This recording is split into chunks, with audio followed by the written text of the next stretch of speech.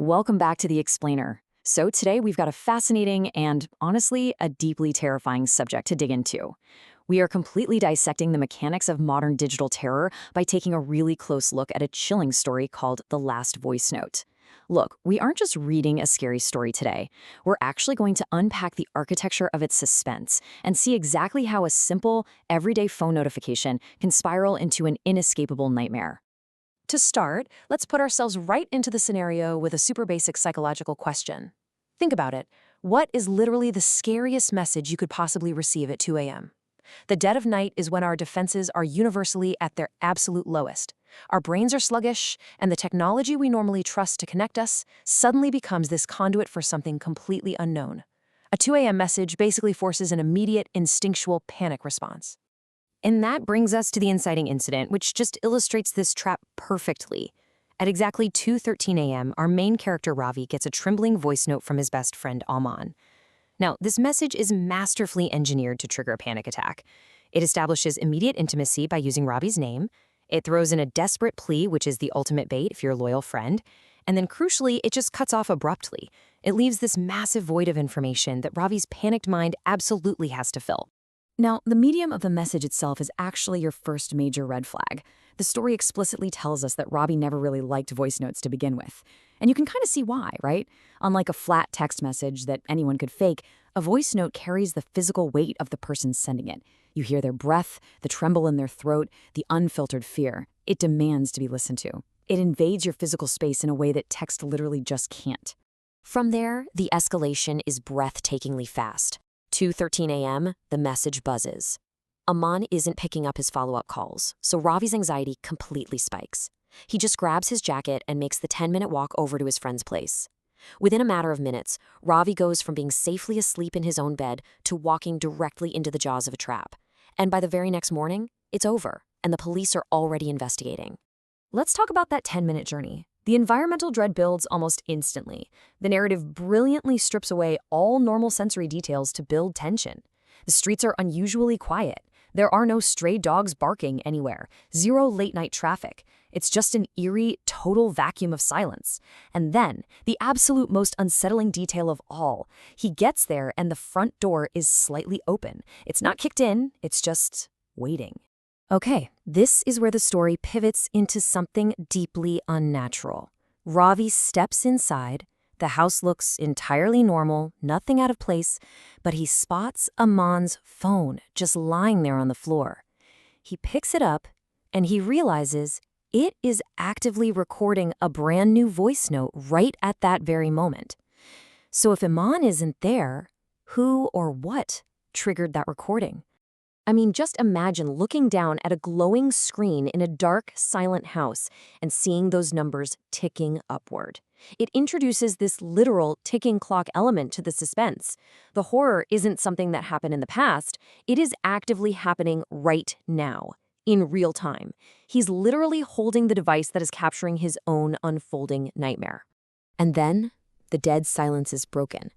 A really faint whisper echoes from somewhere deep inside the house. Ravi, you came. Ravi's blood absolutely freezes because he knows instantly that this is not Aman's voice. The trap has been completely sprung. Ravi isn't the rescuer anymore. He is the expected guest. Ravi shouts into the dark. His voice is shaking, demanding to know who's there. But there's no answer. Just that exact same whisper again. Only it's closer this time, and right there in his hand, the recording keeps relentlessly ticking. 0021. Finally, the instinct to flee kicks in. Ravi starts backing up toward the door. But then he hears footsteps. They're slow, dragging, emerging straight from the hallway. 0022. This running timestamp is doing so much work here. It perfectly mimics Ravi's rapidly escalating heartbeat right before the terrifying visual reveal. He turns toward those dragging footsteps, still clutching the phone that's capturing every agonizing second of his panic. 0023. He turns and he sees a man. Well, actually, scratch that. He sees something that merely looks like a man. It's standing in the dark. Its head is tilted in this completely unnatural way, eyes wide open, smiling way too wide. This encounter totally weaponizes the uncanny valley effect. You know that deep revulsion we feel when something looks almost human but is just horrifyingly wrong? The familiar has completely turned monstrous. Ravi whispers to it, asking what's going on. The doppelganger just stands there, watching him. And then, slowly, its mouth opens. But the voice that comes out, it still isn't Amon's.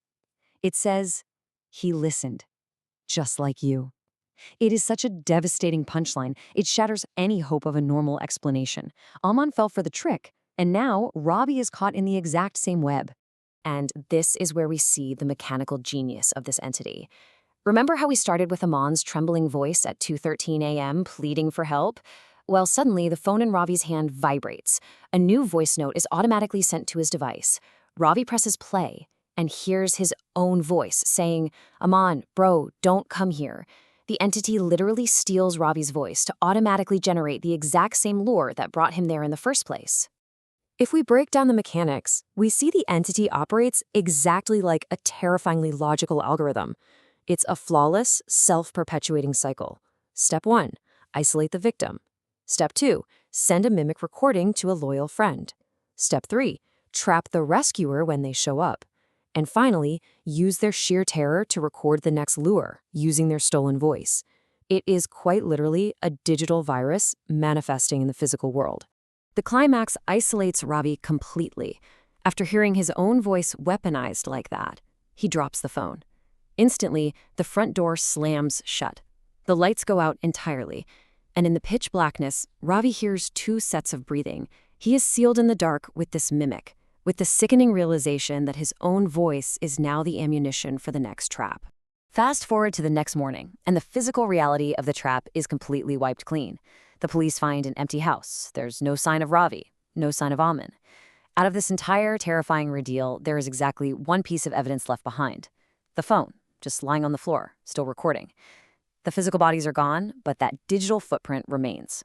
And when the police inevitably hit play on the final voice note recorded on that phone, they hear a single whisper captured in the dark. Now, we wait for the next one. The entity's trap is officially reset. The algorithm is basically in standby mode, armed with Ravi's voice, just waiting to strike whoever happens to be at the top of his contact list. Which really brings us to the lingering dread of the whole narrative, right?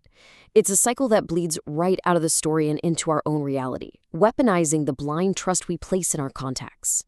So what you should really take away from this explainer today is this.